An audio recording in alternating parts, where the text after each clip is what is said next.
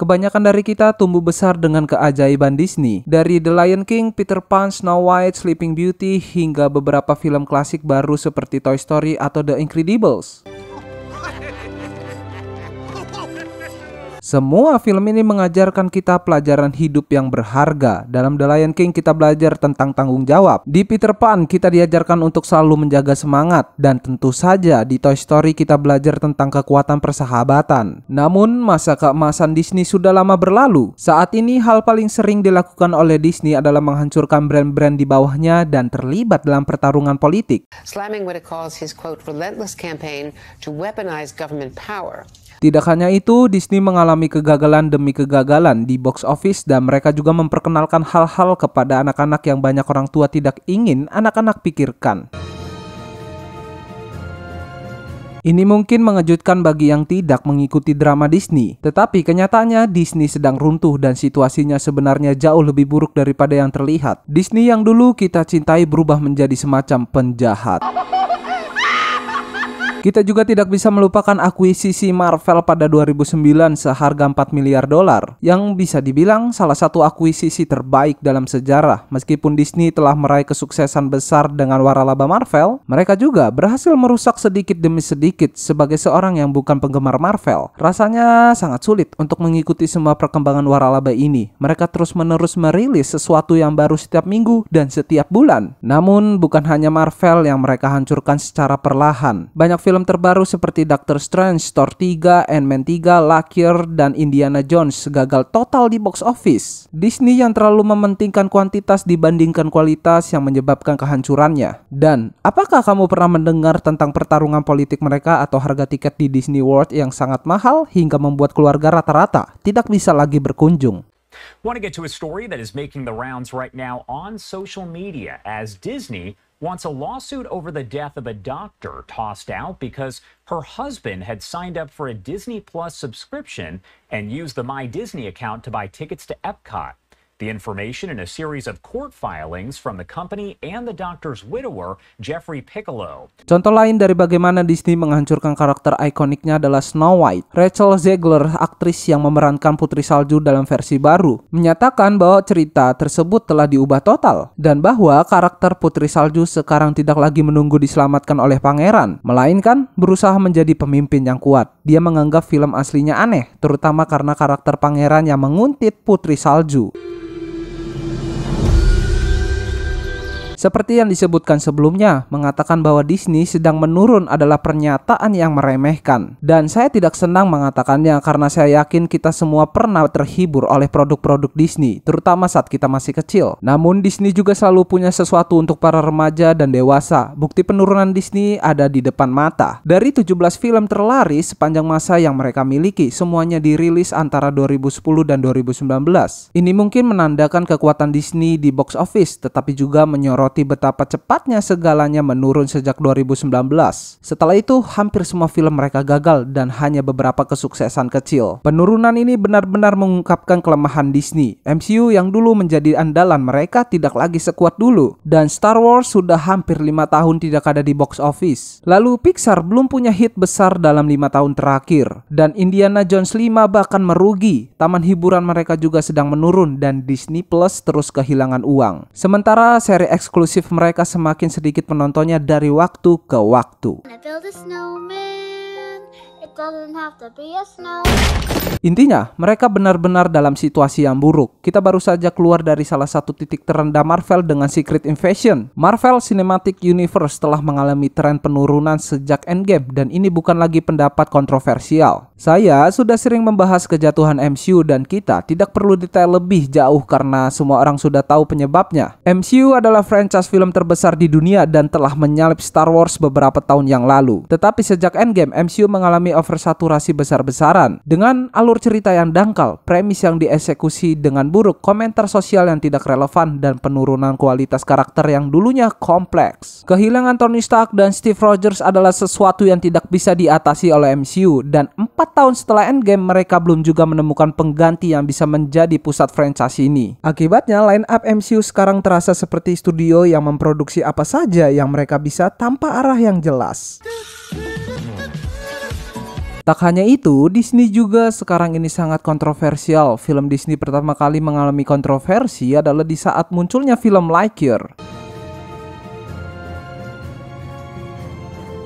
Lightyear adalah sebuah film animasi spin-off dari film Disney yaitu Toy Story. Film ini menceritakan tentang kisah sang astronot luar angkasa yaitu Buzz Lightyear, karakter mainan yang menjadi inspirasi pembuatan film Toy Story. Film Lightyear dirilis pada Juni 2022 dan hanya berhasil meraup pendapatan sebesar $510 juta di seluruh bioskop di dunia. Dan itu sangat jauh di bawah ekspektasi yang awalnya sebesar $700 juta.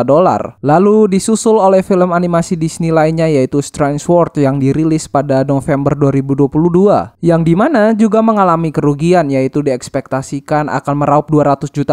Tapi ternyata hanya dapat mencapai $163 juta di seluruh dunia. Selain mengalami kerugian dalam segi biaya, perusahaan Walt Disney Studio tersebut juga menerima berbagai hujatan, kritikan, bahkan boikot dari masyarakat yang merupakan kalangan penggemar sampai non-penggemar. Film Strange World dan Lightyear keduanya bahkan dilarang tayang di hampir seluruh negara dari negara Cina, Jepang, Rusia, dan bahkan negara Indonesia sendiri melarang penayangannya. Film animasi Strange World dan Lightyear hasil produksi Disney ini, ya mungkin di beberapa negara Lightyear masih dapat ditayangkan di bioskop. Namun Strange World sama sekali tidak tayang di bioskop dan berakhir ditayangkan di platform streaming milik Disney yaitu Disney Hotstar dan Disney Plus. We've now given ourselves a better chance at a future.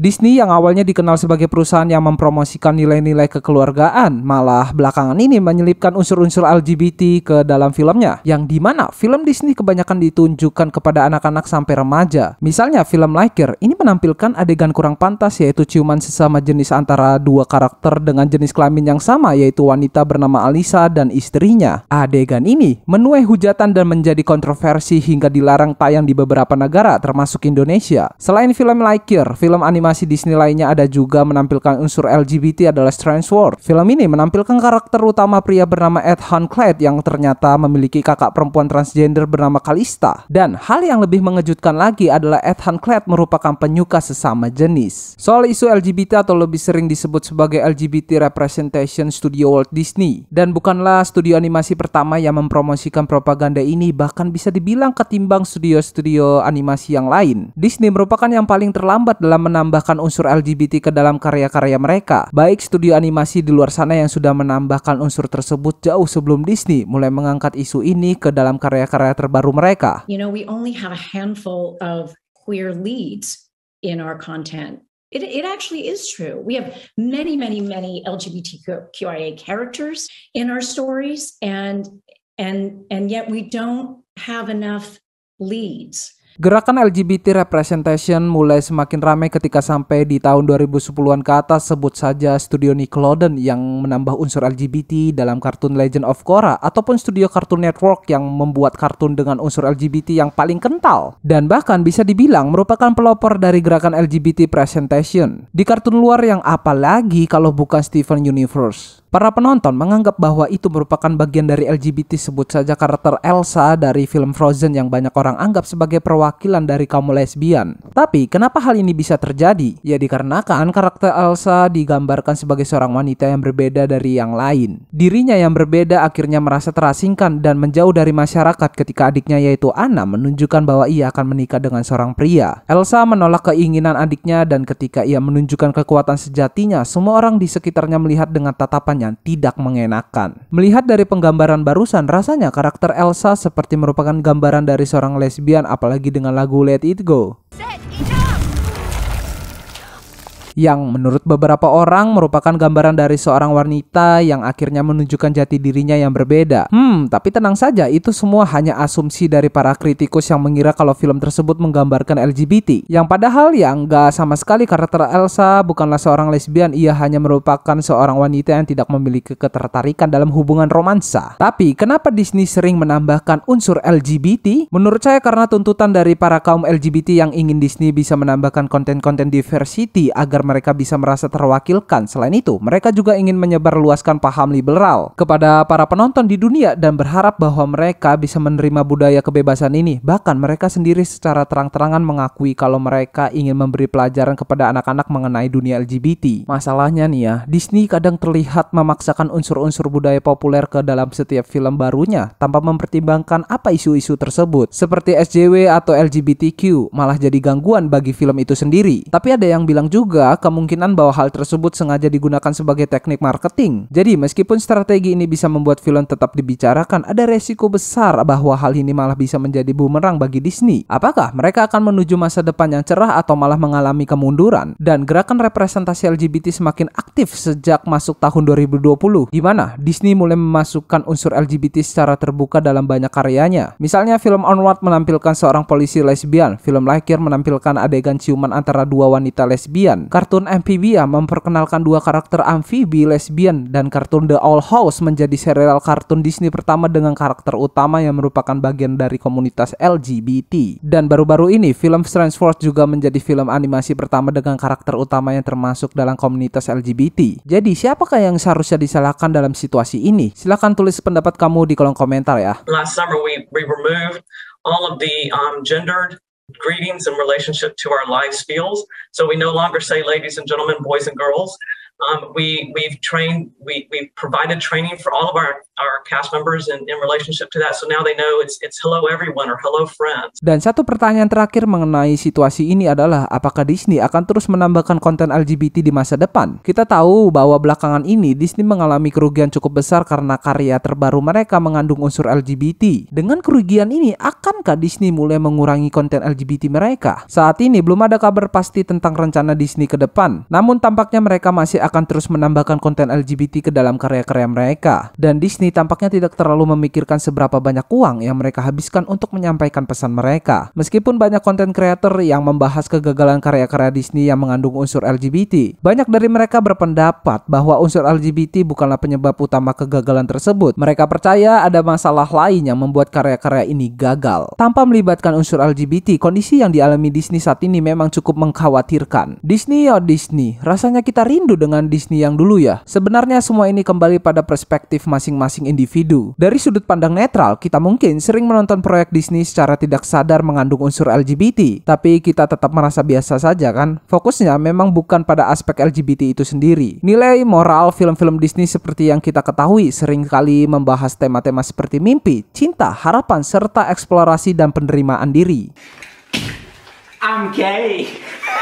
Mereka sering mengangkat pesan tentang keberanian menjadi diri sendiri dan menampilkan warna asli kita. Tapi ya jelas perusahaan ini sedang mengalami penurunan yang signifikan di box office. Film-film remake Disney sekarang jauh dari kesuksesan besar. Ada Snow White and the Seven Dwarfs, dan akan ada juga Moana, Robin Hood, Lilo and Stitch, serta banyak lagi. Semuanya tampak seperti usaha untuk meraup uang tanpa mempertimbangkan kualitas. Sementara itu, Disney Plus yang mungkin merupakan platform streaming terburuk hampir menjadi alasan langsung mengapa MCU dan Star Wars mengalami penurunan. Disney Plus memiliki formula yang sangat buruk. Serial dengan sedikit episode dan durasi pendek untuk setiap episode, dengan beberapa diantaranya kurang dari 30 menit untuk serial yang menghabiskan lebih dari $100 juta.